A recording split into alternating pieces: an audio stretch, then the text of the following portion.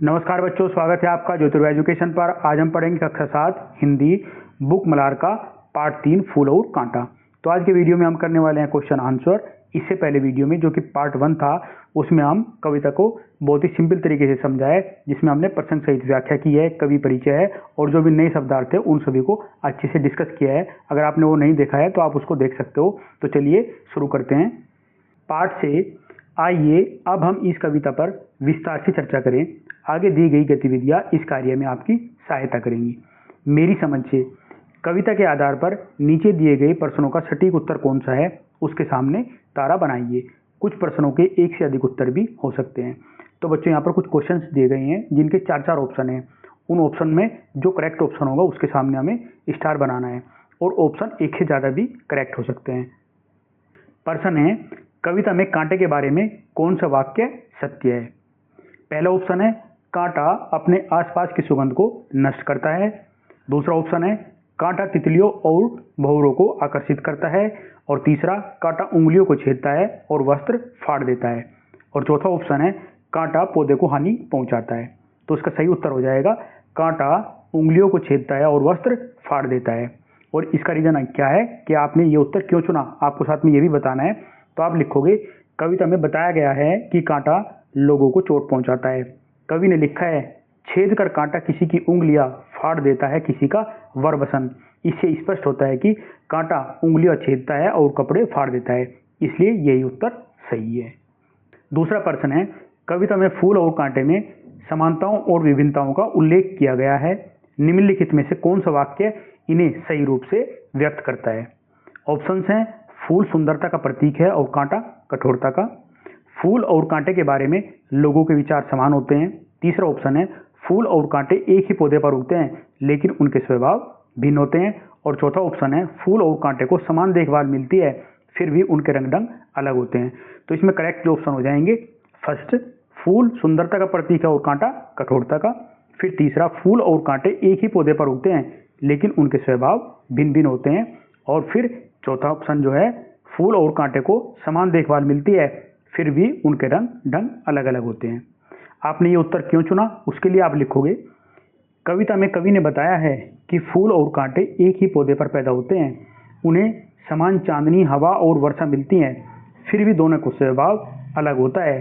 फूल सबको सुख, सुगंध और आनंद देता है जबकि कांटा कष्ट पहुंचाता है। इसलिए फूल सुंदरता और कोमलता का प्रतीक है तथा कांटा कठोरता का प्रतीक माना गया है।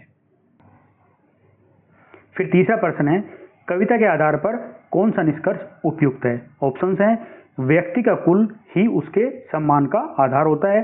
दूसरा ऑप्शन है, व्यक्ति के कार्यों के कारण ही लोग उसका सम्मान करते हैं। और तीसरा ऑप्शन है, कुल की प्रतिष्ठा हमेशा व्यक्ति के गुणों से बड़ी होती है। और चौथा ऑप्शन है, यदि व्यक्ति अच्छे कार्य करता है तो उसके कुल को प्रसिद्धि मिलती है। तो इसमें जो करेक्ट ऑप्शन हो जाएगा, व्यक्ति के कार्यों के कारण ही लोग उसका सम्मान करते हैं, ये वाला। और दूसरा, यदि व्यक्ति अच्छे कार्य करता है तो उसके कुल को प्रसिद्धि मिलती है। इसका आप रीजन लिखोगे कि आपने उत्तर क्यों चुना है। कवि कहना चाहते हैं कि केवल अच्छे कुल में जन्म लेने से सम्मान नहीं मिलता, व्यक्ति के अच्छे गुण, व्यवहार और कर्म उसे मान बनाते हैं। यदि कोई व्यक्ति अच्छे कार्य करता है तो उसके परिवार और कुल का नाम भी सम्मानित होता है, इसलिए यही उत्तर सही है। अगला प्रश्न है, कविता के अनुसार निम्नलिखित में से कौन सा कथन बड़प्पन के लिए सर्वाधिक उपयुक्त है?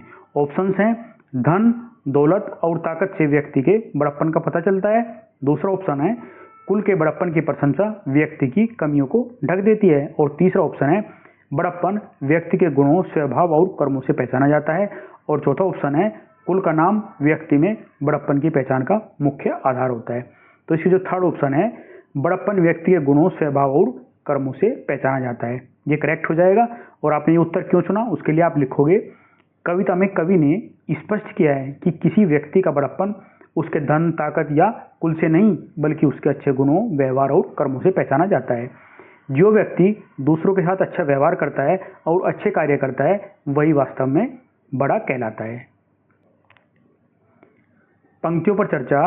पाठ में से चुनकर कुछ पंक्तियां नीचे दी गई हैं, इन्हें ध्यान से पढ़िए और इन पर विचार कीजिए।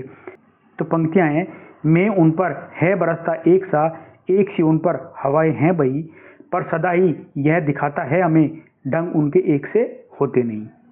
तो इसका अर्थ आप लिखोगे, इन पंक्तियों में कवि कहते हैं कि फूल और कांटे दोनों को प्रकृति से समान सुविधाएं मिलती हैं। दोनों पर एक जैसी वर्षा होती है, एक जैसी हवा चलती है और दोनों एक ही पौधे पर रहते हैं। फिर भी दोनों का स्वभाव अलग होता है। फूल अपनी सुगंध और सुंदरता से सबको खुशी देता है, जबकि कांटा लोगों को चोट पहुंचाता है। इससे हमें यह सीख मिलती है कि समान परिस्थितियां मिलने पर भी हर व्यक्ति का व्यवहार और स्वभाव अलग हो सकता है। अच्छे गुण अपनाना व्यक्ति के अपने ऊपर निर्भर करता है। फिर पंक्तियां है, किस तरह कुल की बड़ाई काम दे, जो किसी में हो बड़प्पन की कसर। अर्थ, इन पंक्तियों में कवि कहना चाहते हैं कि यदि किसी व्यक्ति में अच्छे गुण, अच्छा व्यवहार और महानता नहीं है तो केवल बड़े या प्रसिद्ध परिवार में जन्म लेने का कोई लाभ नहीं होता। मनुष्य की पहचान उसके कर्मों और स्वभाव से होती है। यदि व्यक्ति विनम्र, दयालु और अच्छे आचरण वाला है तभी वह सम्मान पाता है। केवल कुल या परिवार का नाम किसी को महान नहीं बनाता। मिलकर करे मिलान, इस कविता में फूल और कांटा के उदाहरण द्वारा लोगों के स्वभावों के अंतर और समानताओं की ओर संकेत किया गया है। दूसरे शब्दों में फूल और कांटा प्रतीक के रूप में प्रयोग किए गए हैं। अपने साथियों के साथ मिलकर चर्चा कीजिए कि फूल और कांटा किस किस के प्रतीक हो सकते हैं। इन्हें उपयुक्त प्रतीकों से जोड़िए। जैसे दया, दया किसका प्रतीक होगा? ये फूल का प्रतीक होगा। फिर स्वार्थ, स्वार्थ जो होता है वो कांटे का प्रतीक होगा। अच्छाई फूल, सुख फूल, सुंदरता भी फूल का प्रतीक होगा, कोमलता फूल का प्रतीक होगा और आनंद भी फूल का प्रतीक होगा। फिर परोपकार, परोपकार फूल का प्रतीक होगा। प्रेम फूल का प्रतीक होगा। बुराई कांटे का प्रतीक होगी। दुख कांटे का प्रतीक होगा। कठोरता कांटे का प्रतीक होगा और पीड़ा भी कांटे का प्रतीक ही होगा। और प्रसन्नता फूल का प्रतीक होगा। तो आप इस तरीके से इनका मिलान करोगे। सोच विचार के लिए कविता को एक बार पुनः ध्यान से पढ़िए, पता लगाइए और लिखिए, कविता में ऐसी कौन सी समानताओं का उल्लेख किया गया है जो सभी पौधों पर समान रूप से लागू होती हैं। उत्तर, कविता में बताया गया है कि फूल और कांटे दोनों एक ही पौधे पर जन्म लेते हैं। दोनों पर एक जैसी चांदनी पड़ती है, एक जैसी वर्षा होती है और एक जैसी हवाएं बहती हैं। अर्थात प्रकृति दोनों को समान रूप से पालन पोषण देती है। फिर दूसरा क्वेश्चन है, आपको फूल और कांटे के स्वभाव में मुख्य रूप से कौन सा अंतर दिखाई दिया? उत्तर, फूल का स्वभाव कोमल, सुंदर और सुख देने वाला होता है। वह अपनी सुगंध और सुंदरता से सबको प्रसन्न करता है। वहीं कांटे का स्वभाव कठोर और कष्ट देने वाला होता है। वह लोगों को चोट पहुंचाता है और पीड़ा देता है। फिर अगला प्रश्न है, कविता में मुख्य रूप से कौन सी बात कही गई है उसे पहचानिए, समझिए और अपने शब्दों में लिखिए। उत्तर, कविता में मुख्य रूप से यह बताया गया है कि किसी व्यक्ति की प्रसन्नता उसके जन्म या कुल में नहीं बल्कि उसके गुणों, स्वभाव और कर्मों से पहचानी जाती है। समान परिस्थितियों में रहने वाले लोगों का व्यवहार अलग अलग हो सकता है। कुछ लोग फूल की तरह दूसरों को सुख और आनंद देते हैं, जबकि कुछ लोग कांटे की तरह दूसरों को दुख पहुंचाते हैं। इसलिए हमें अच्छे गुण अपनाने चाहिए। अगला प्रश्न है, किस तरह कुल की बड़ाई काम दे, जो किसी में हो बड़प्पन की कसर, उदाहरण देकर समझाइए। उत्तर, इन पंक्तियों का अर्थ है कि यदि किसी व्यक्ति में अच्छे गुण और अच्छा व्यवहार नहीं है तो बड़े परिवार या ऊंचे कुल में जन्म लेने का कोई लाभ नहीं होता। उदाहरण के लिए, यदि कोई व्यक्ति बड़े और प्रसिद्ध परिवार से है लेकिन उसका व्यवहार बुरा है तो लोग उसका सम्मान नहीं करेंगे। दूसरी ओर यदि कोई साधारण परिवार का व्यक्ति ईमानदार, दयालु और मददगार है तो सभी लोग उसका आदर करेंगे। अगला प्रश्न है खटकता एक सबकी आंख में, दूसरा है सोता सुर शीश पर। लोग कैसे स्वभाव के व्यक्तियों की प्रशंसा करते हैं और कैसे स्वभाव वाले व्यक्तियों से दूर रहना पसंद करते हैं? उत्तर, लोग अच्छे, दयालु और विनम्र और सहायक स्वभाव वाले व्यक्तियों की प्रशंसा करते हैं। ऐसे लोग फूल की तरह सबको सुख और आनंद देते हैं। वहीं लोग क्रोधी, कठोर, स्वार्थी और दूसरों को दुख देने वाले व्यक्तियों से दूर रहना पसंद करते हैं। ऐसे लोग कांटे की तरह कष्ट पहुंचाते हैं। अनुमान और कल्पना से अपने समूह में मिलकर चर्चा कीजिए। कल्पना कीजिए कि चांदनी, हवा और मेघ केवल एक पौधे पर बरसते हैं। बाकी पौधे इन सब के बिना कैसे दिखेंगे और उनके जीवन पर इसका क्या प्रभाव होगा? उत्तर, यदि चांदनी, हवा और मेघ केवल एक ही पौधे को मिले तो बाकी पौधे सूखे, कमजोर और मुरझाए हुए दिखाई देंगे। उनमें हरियाली और ताजगी नहीं रहेगी। पानी और हवा के बिना पौधों की वृद्धि तक रुक जाएगी और वे धीरे धीरे नष्ट होने लगेंगे। इससे प्रकृति का संतुलन भी बिगड़ जाएगा। फिर अगला प्रश्न है, यदि सभी पौधे एक जैसे होते तो दुनिया कैसी लगती? उत्तर, यदि सभी पौधे एक जैसे होते तो दुनिया बहुत साधारण और नीरस लगती। प्रकृति में रंगों, आकारों और सुगंधों की विविधता समाप्त हो जाती, हर जगह एक जैसा दृश्य दिखाई देता और प्रकृति की सुंदरता कम हो जाती। अलग अलग पौधों और फूलों के कारण ही दुनिया सुंदर और आकर्षक लगती है। अगला प्रश्न है, यदि कांटे न होते और हर पौधा केवल फूलों से भरा होता तो क्या होता? उत्तर, यदि कांटे न होते तो पौधों की सुरक्षा कम हो जाती, जानवर और लोग आसानी से पौधे को नुकसान पहुंचा सकते थे। कांटे पौधे की रक्षा करते हैं और हमें सावधान रहने की सीख भी देते हैं। केवल फूल होने से प्रकृति में संतुलन नहीं रह पाता। अगला प्रश्न है, कल्पना कीजिए कि एक तितली कांटे से मित्रता करना चाहती है, उनके बीच कैसा संवाद होगा? उत्तर, तितली, मित्र कांटे, क्या तुम मेरे दोस्त बनोगे? कांटा, लोग मुझसे डरते हैं, तुम मुझसे मित्रता क्यों करना चाहती हो? तितली, क्योंकि हर किसी में कोई न कोई अच्छाई होती है। कांटा, मैं पौधों की रक्षा करता हूँ, इसलिए मुझे कठोर बनना पड़ता है। तितली, अब मैं समझ गई कि तुम भी प्रकृति के लिए महत्वपूर्ण हो। कांटा, धन्यवाद मित्र, तुम्हारी बातों से मुझे बहुत खुशी हुई। तो आप इस प्रकार लिख सकते हो, और अगर आपको और कोई लाइन ऐड करनी हो तो वो भी आप इसमें कर सकते हो। फिर अगला क्वेश्चन है, कल्पना कीजिए कि आपको किसी कांटे, फूल या दोनों के गुणों के साथ जीवन जीने का अवसर मिलता है। आप किसके गुणों को अपनाना चाहेंगे? कारण सहित बताइए। उत्तर, मैं फूल के गुणों को अपनाना चाहूँगा। फूल की तरह मैं भी सभी के जीवन में खुशी, प्रेम और प्रसन्नता फैलाना चाहूँगा। फूल अपनी सुंदरता और सुगंध से सबको आनंद देता है। उसी प्रकार मैं भी दूसरों की सहायता करके और अच्छा व्यवहार करके सबका प्रिय बनना चाहूँगा। साथ ही मैं कांटे से यह गुण भी सीखना चाहूँगा कि कठिन परिस्थितियों में स्वयं की रक्षा कैसे की जाए। शब्द से जुड़े शब्द नीचे दिए गए रिक्त स्थानों में बड़प्पन से जुड़े शब्द अपने समूह में चर्चा करके लिखिए। तो यहाँ पर जो बड़प्पन से जुड़े शब्द हैं वो हमें ऐसे शब्द लिखने हैं, जैसे परोपकार, त्याग, सम्मान, संतोष, विनम्रता, दया और सहनशीलता। तो जो भी ये शब्द हैं सब ये बड़प्पन से जुड़े हुए शब्द हैं। बड़प्पन शब्द बड़ा और पन से मिलकर बना है। इसका अर्थ होता है बड़ाई, श्रेष्ठ या बड़ा होने का भाव, महत्व, गौरव। इसका उपयोग मुख्य रूप से व्यक्तित्व, गुण और चरित्र की ऊंचाई या महानता बताने के लिए किया जाता है। जैसे उनकी सादगी और बड़प्पन ने सबका मन जीत लिया। नीचे कुछ शब्द दिए गए हैं जो किसी भाव को व्यक्त करते हैं। इनमें से जो शब्द बड़प्पन का भाव व्यक्त करते हैं उन पर एक गोला बनाइए, और जो बड़प्पन का भाव व्यक्त नहीं करते उनके नीचे रेखा खींचिए। तो जो बड़प्पन का भाव व्यक्त करते हैं सबसे पहले उनके ऊपर गोला खींचेंगे। जैसे सहनशीलता, दया, संतोष, सद्भावना, समर्पण, आदर, विश्वास, उदारता, सम्मान, विनम्रता, निष्ठा, त्याग और परोपकार। ये शब्द जो भी हैं वो सारे बड़प्पन को व्यक्त करते हैं। अभी उन शब्द के नीचे हम अंडरलाइन करेंगे जो बड़प्पन को व्यक्त नहीं करते हैं, जैसे द्वेष, लालच, प्रतिशोध, स्वार्थ, झगड़ालूपन, अहंकार, क्रूरता, अपनापन, अविश्वास, झूठ, घमंड, ईर्ष्या और अधीरता। ये जो भी शब्द हैं ये बड़प्पन को व्यक्त नहीं करते हैं। कविता की रचना, फूल लेकर तितलियों को गोद में, भोर को अपना अनूठा रस पिला, निज सुगंधों ओ निराले रंग से है सदा देता कली का जी खिला। इस पंक्ति में रेखांकित शब्द पर ध्यान दीजिए। रेखांकित शब्द क्या है? ओ।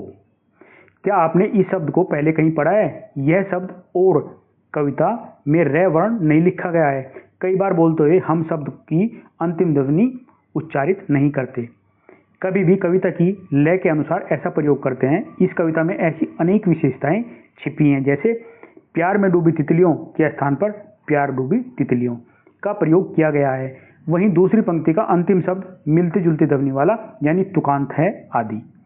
अब अपने समूह के साथ मिलकर इन विशेषताओं की सूची बनाइए। अपने समूह की सूची को कक्षा में सबके सामने साझा कीजिए। उत्तर, इस कविता में निम्नलिखित विशेषताएं दिखाई देती हैं। कविता में तुकांत शब्दों का प्रयोग किया गया है। कुछ शब्दों की अंतिम ध्वनि को लय के अनुसार छोटा किया गया है, जैसे ओ का प्रयोग और की जगह। ठीक है। तीसरा, संयुक्त शब्दों का प्रयोग किया गया है, जैसे प्यार डूबी तितलियां। फिर प्रकृति की वस्तुओं को मानवीय गुण दिए गए हैं। कविता में सुंदर और सरल भाषा का प्रयोग हुआ है। विपरीत अर्थ वाले शब्दों का प्रयोग किया गया है। प्रश्नवाचक शैली का भी प्रयोग किया गया है। तो आप ये विशेषताएं इनकी लिख सकते हो। अगला प्रश्न है, नीचे इस कविता की कुछ विशेषताएं और वे पंक्तियां दी गई हैं जिनमें ये विशेषताएं झलकती हैं। विशेषताओं का सही पंक्तियों से मिलान कीजिए।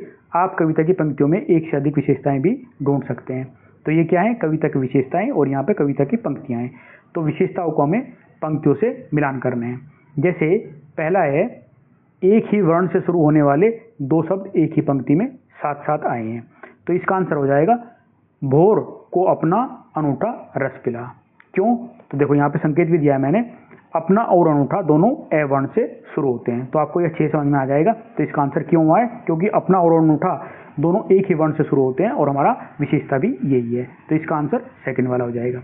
फिर दूसरा है, मुहावरे का प्रयोग किया गया है। तो इसका आंसर हो जाएगा है सदा देता कली का जी खिला। तो जी खिला ये क्यों हुआ है? क्योंकि जी खिला एक मुहावरा है, इसलिए इसका आंसर करेक्ट हो जाएगा। फिर थर्ड है, प्रश्न पूछा गया है। तो प्रश्न क्या है, किस तरह कुल की बड़ाई काम दे। तो किस तरह जब आएगा तो मतलब ये क्वेश्चन की फॉर्म में है, प्रश्न की फॉर्म में है, तो इसका ये करेक्ट आंसर हो जाएगा। फिर फोर्थ, प्राकृतिक वस्तुओं जैसे पेड़ पौधों में मानवीय कार्यों और भावनाओं का वर्णन किया गया है। तो इसके दो आंसर हो जाएंगे। पहला आंसर हो जाएगा भोर को अपना अनूठा रस पिला। इसमें जो है प्राकृतिक वस्तुओं जैसे पेड़ पौधों में मानवीय कार्य और भावनाओं का वर्णन है। और दूसरा हो जाएगा इसका फूल लेकर तितलियों को गोद में। दोनों में जो है वो भावनाओं का वर्णन किया गया है, मानवीय कार्यों की भावनाओं का वर्णन है ना। तो इसके दो आंसर हो जाएंगे। और फिर फिफ्थ वन है, एक दूसरे के विपरीत अर्थ वाले शब्दों का प्रयोग किया गया है, जिसमें दो शब्द ऐसे हैं जिनका अर्थ विपरीत होता है, उल्टा होता है। तो ये कौन सा है खटकता।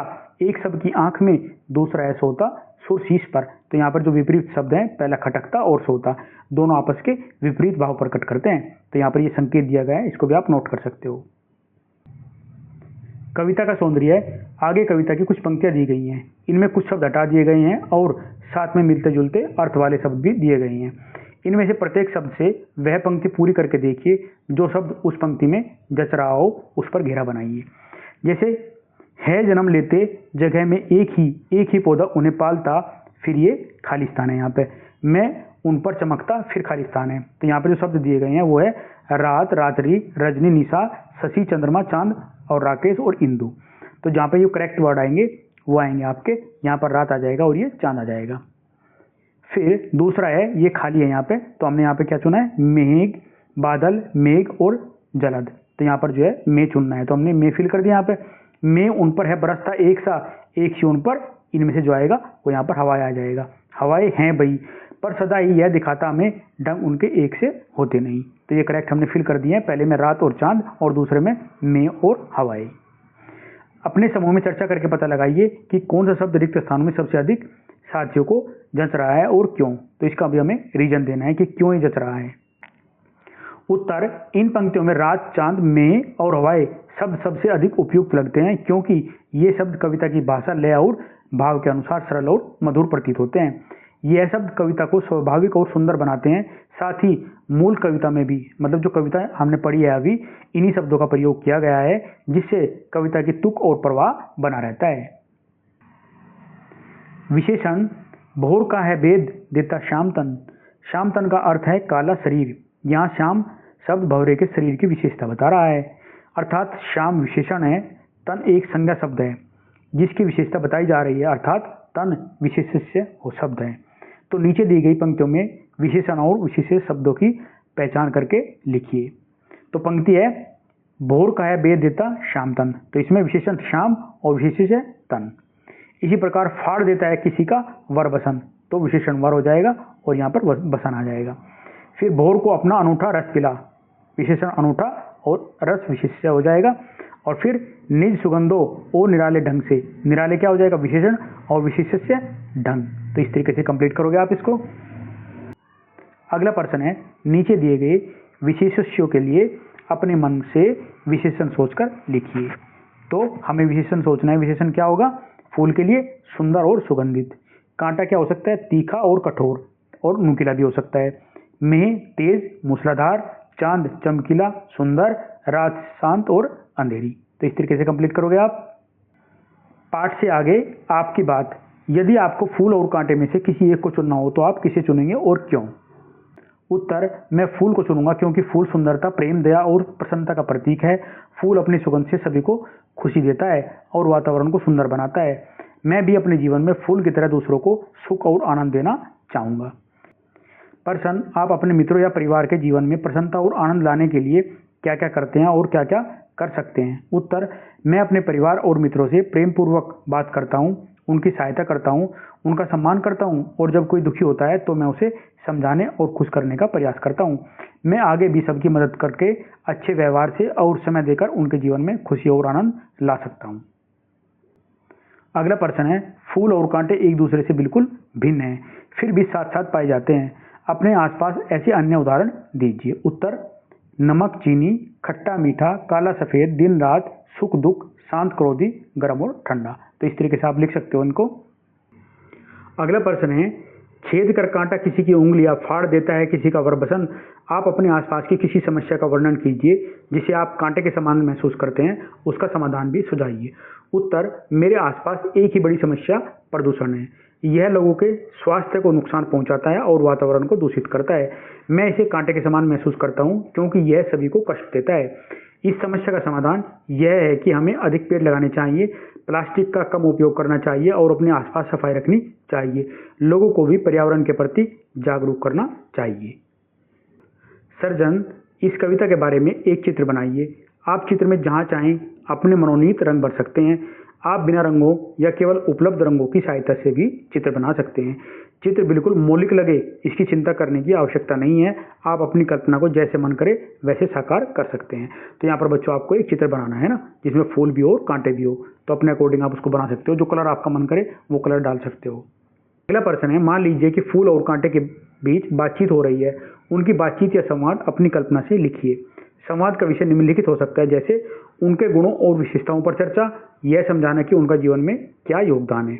उदाहरण, फूल, मैं दूसरों के जीवन में सुगंध और सुख फैलाने आया हूँ। कांटा, और मैं संघर्ष की याद दिलाने और सुरक्षा देने के लिए। तो ये कुछ इस तरीके से हो सकता है, फूल और कांटे के बीच संवाद। फूल, नमस्ते मित्र कांटे, तुम हमेशा इतने कठोर क्यों रहते हो? कांटा, नमस्ते फूल, मैं कठोर जरूर हूँ लेकिन पौधों की रक्षा भी करता हूँ। फूल, यह तो अच्छी बात है, मैं अपनी सुगंध और सुंदरता से सबको खुशी देता हूँ। कांटा, और मैं लोगों को सावधान रहने और संघर्ष का महत्व सिखाता हूँ। फूल, लोग मुझे देखकर प्रसन्न होते हैं और मुझे बहुत पसंद करते हैं।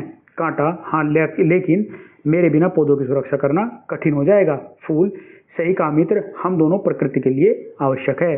कांटा, बिल्कुल, तुम प्रेम और आनंद फैलाते हो और मैं सुरक्षा प्रदान करता हूँ। फूल, हमें मिलकर प्रकृति की सुंदरता और संतुलन बनाए रखना चाहिए। कांटा, हाँ मित्र, यही हमारा सच्चा योगदान है। वाद विवाद, विभिन्न समूह बनाकर कक्षा में एक वाद विवाद गतिविधि का आयोजन कीजिए। इसके लिए विषय, जीवन में फूल और कांटे दोनों की आवश्यकता होती है। कक्षा में वाद विवाद गतिविधि का आयोजन करने के लिए कुछ सुझाव निम्नलिखित हैं, जैसे अपनी कक्षा में पहले से 7-8 समूह बनाए होंगे। आधे समूह फूल के पक्ष में तर्क देंगे और आधे समूह कांटे के पक्ष में तर्क देंगे।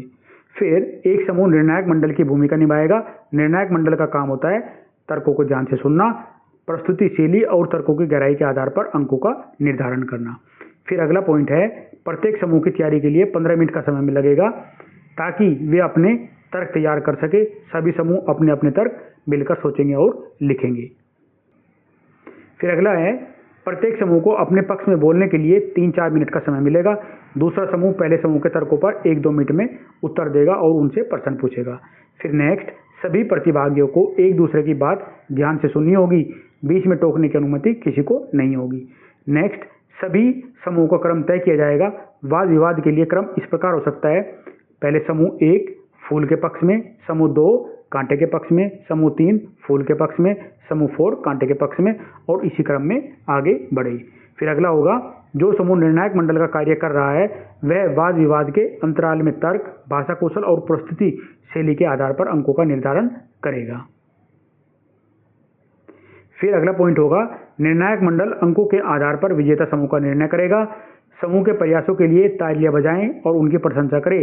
संभव हो तो विजेता समूह को कोई पुरस्कार या प्रमाण पत्र दिया जा सकता है। और फिर नेक्स्ट पॉइंट है, विद्यार्थी वाद विवाद गतिविधि के अनुभवों पर एक अनुच्छेद भी लिख सकते हैं। तो वाद विवाद को हम कुछ इस तरीके से कर सकते हैं, जैसे विषय है, जीवन में फूल और कांटे दोनों की आवश्यकता होती है। फूल के पक्ष में जो तर्क होंगे, फूल जीवन में प्रेम, सुंदरता, शांति और प्रसन्नता का प्रतीक है। वे अपनी सुगंध और वातावरण को सुंदर बनाते हैं और लोगों के मन को आनंद देते हैं। फूल हमें दया, विनम्रता और अच्छे व्यवहार की सीख देते हैं। पूजा, उत्सव और खुशी के अवसरों पर फूलों का विशेष महत्व होता है। इसलिए जीवन में फूलों जैसे गुणों की आवश्यकता बहुत अधिक होती है। फिर कांटे के पक्ष में हो सकता है, कांटे हमें संघर्ष, सावधानी और सुरक्षा का महत्व सिखाते हैं। वे पौधों की रक्षा करते हैं और उन्हें नुकसान से बचाते हैं। जीवन में कठिनाइयां भी कांटों की तरह होती हैं, जो हमें मजबूत और साहसी बनाती हैं। यदि जीवन में केवल सुख ही हो और कोई कठिनाई न हो तो मनुष्य अनुभव और सीख प्राप्त नहीं कर पाएगा। इसलिए कांटे भी जीवन में आवश्यक हैं। इसका निष्कर्ष इस तरीके से हो जाएगा, जीवन में फूल और कांटे दोनों का अपना अपना महत्व है। फूल हमें प्रेम, खुशी और अच्छाई की सीख देते हैं, जबकि कांटे संघर्ष, सुरक्षा और सावधानी का महत्व बताते हैं। अनुच्छेद इस तरीके से लिख सकते हो आप, हमारी कक्षा में जीवन में फूल और कांटे दोनों की आवश्यकता होती है विषय पर वाद विवाद प्रतियोगिता आयोजित की गई। सभी विद्यार्थियों ने उत्साहपूर्वक भाग लिया। कुछ समूह ने फूल के पक्ष में और कुछ ने कांटे के पक्ष में अपने विचार प्रस्तुत किए। सभी ने अच्छे तर्क दिए और एक दूसरे की बात ध्यान से सुनी। इस गतिविधि में हमें आत्मविश्वास, सही ढंग से बोलना और दूसरे के विचारों का सम्मान करना सीखने को मिला। यह गतिविधि बहुत रोचक और ज्ञानवर्धक रही। तो इस तरीके से आप अनुच्छेद लिख सकते हो। आज की पहेली, नीचे कुछ पेड़ पौधों के चित्र दिए गए हैं जिनमें फूल और कांटे साथ साथ पाए जाते हैं। चित्रों को सही नामों के साथ रेखा खींचकर जोड़िए। जैसे पहला है बबूल। फूल पीले या सफेद, छोटे, गुच्छेदार, कांटे लंबे और नुकीले और विशेषता इसका उपयोग ईंधन, चारा और औषधियों में किया जाता है। तो इसका क्या हो जाएगा, ये वाला, ये बबूल का होता है। फिर दूसरा है गुलाब। फूल विभिन्न रंगों में, विशेष रूप से लाल, सफेद और गुलाबी। कांटे तने पर छोटे और तीखे। विशेषता सजावटी पौधा और इत्र बनाने के लिए प्रसिद्ध। तो इसका हो जाएगा ये वाला। फिर तीसरा है नागफनी। फूल रंग बिरंगे, पीले, नारंगी या गुलाबी। कांटे पूरी सतह पर छोटे या लंबे। विशेषता सूखे क्षेत्रों में पाया जाता है और सजावटी पौधों के रूप में भी उगाया जाता है। तो ये आपकी नागफनी हो जाएगी।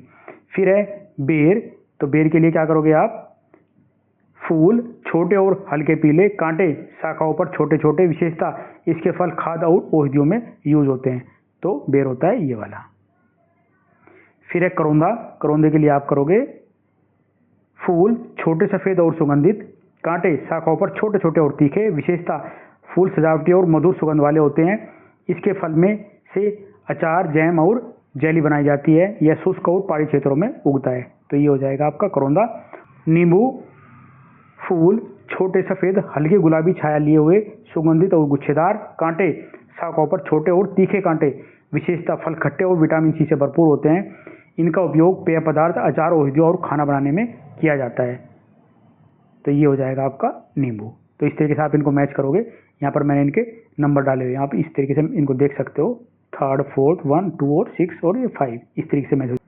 तो बच्चों इस तरीके से चैप्टर के क्वेश्चन आंसर कंप्लीट हो जाते हैं और मैं उम्मीद करता हूँ कि आपको ये अच्छे से समझ में आए होंगे। अगर फिर भी आपको कोई ऐसा क्वेश्चन है जो समझ में नहीं आया है तो प्लीज़ आप कमेंट कीजिए, मैं उसका आंसर दूंगा। और हाँ, अगर आपको अच्छा लगा है तो लाइक करें, दोस्तों के साथ में शेयर करें और चैनल को सब्सक्राइब जरूर करें। धन्यवाद।